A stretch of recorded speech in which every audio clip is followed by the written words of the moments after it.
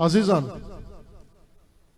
کھل کے اہل بیت کا ذکر کرتے ہیں، اہل بیت کو پسند کرتے ہیں، محبت کرتے ہیں، بلکہ بعض میں آپ سے کہوں کہ اہل حدیث کے ایک عالم ہمارے پاس آئے، تقریر کر کے گئے، اس میں شیعہ نے بھی تقریر کی، باقی مسالک نے بھی کی، لیکن مدح اہل بیت میں جو گہری باتیں اور جو بڑی باتیں اہل حدیث کے عالم نے کی وہ کسی اور نے نہیں کی. اور میں خود حیران تھا کہ جو مشہور ہیں کہ یہ زیادہ اہل بیت سے مثلا دور ہیں، یا نعوذ باللہ انہیں کہا جاتا ہے کہ یہ بغض میں، یہ اہل حدیث کیسے ہو سکتا ہے جو اتنی باتیں. تو انہوں نے بعد میں کتاب دی مجھے اہل حدیث کے اسلاف کی، لکھی ہوئی کہ اہل حدیث شروع سے حسینی ہے.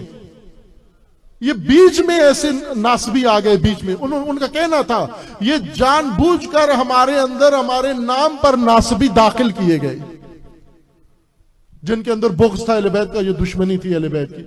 ورنہ یہ سارے مسالک جن کو ہم سمجھے بہت سخت ہیں، اہل بیت کی محبت ہے ان کے دلوں کے اندر. امام حسن کو شامیوں کے حوالے کرتے ہیں، توجہ فرمائیں. احتجاج، کتاب الاحتجاج، مرحوم طبرسی کی کتاب الاحتجاج، اس کے اندر جلد دوم میں احتجاجات امام حسن میں یہ روایت جو بارہا اس کا متن تفصیل کے ساتھ آپ مومنین کی خدمت میں پڑھا ہے، موجود ہے، آپ رجوع کر سکتے ہیں کتاب کی طرف بھی اور اس گفتگو کی طرف بھی. امام علیہ السلام نے وہاں پر اپنی صلح اور مصالحت کے اسباب بیان کیے. میں نے کیوں معاویہ کے ساتھ صلح کی ہے؟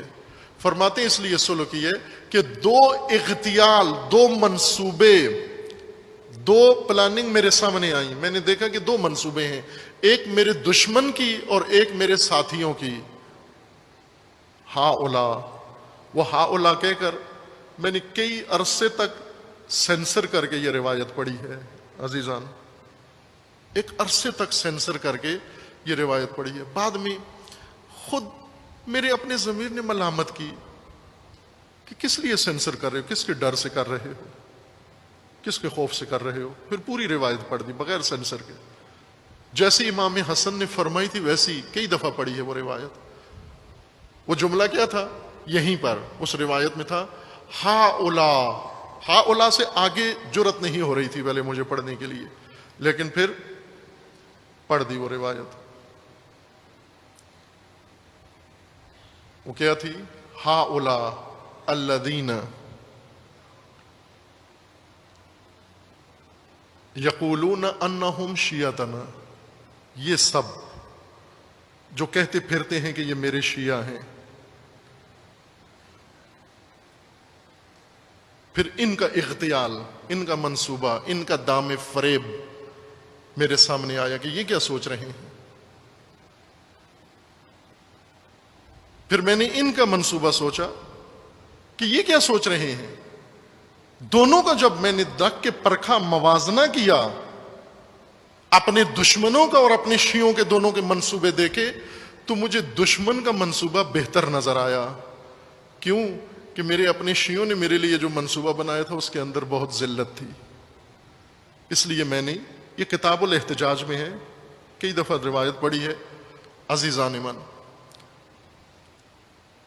وہ کیا منصوبہ تھا کہ ہم امام حسن علیہ السلام کو پکڑ کے، گرفتار کر کے، رسیوں میں باندھ کے شامیوں کے حوالے کر کے معاوضہ لے لیتے ہیں. اس کے بدلے میں غنیمت لے لیتے ہیں، مال غنیمت لیتے تھے، امام فروشی کرتے ہیں.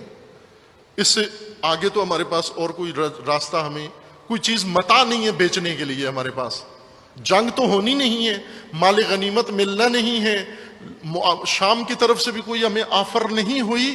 آخری اب یہ اپنا لشکر بھی لوگوں نے لوٹ لیا، اس میں بھی کچھ نہیں بچا. آخری متاع ہمارے پاس یہی بچا ہے کہ امام کو دشمن کے حوالے کر کے اس کا معاوضہ لے لیں. یہ کن لوگوں نے کیا؟ یہ تاریخ میں وضاحت کے ساتھ لکھا ہوا ہے، بہت دو ٹوک میں. تاریخ نے سینسر نہیں کیا، وضاحت کے ساتھ لکھا ہوا ہے.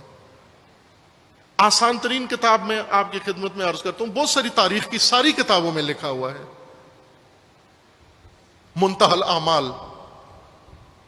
مرحوم محدث قمی کی کتاب ہے، اس کے اندر انہوں نے کھول کے لکھا ہے.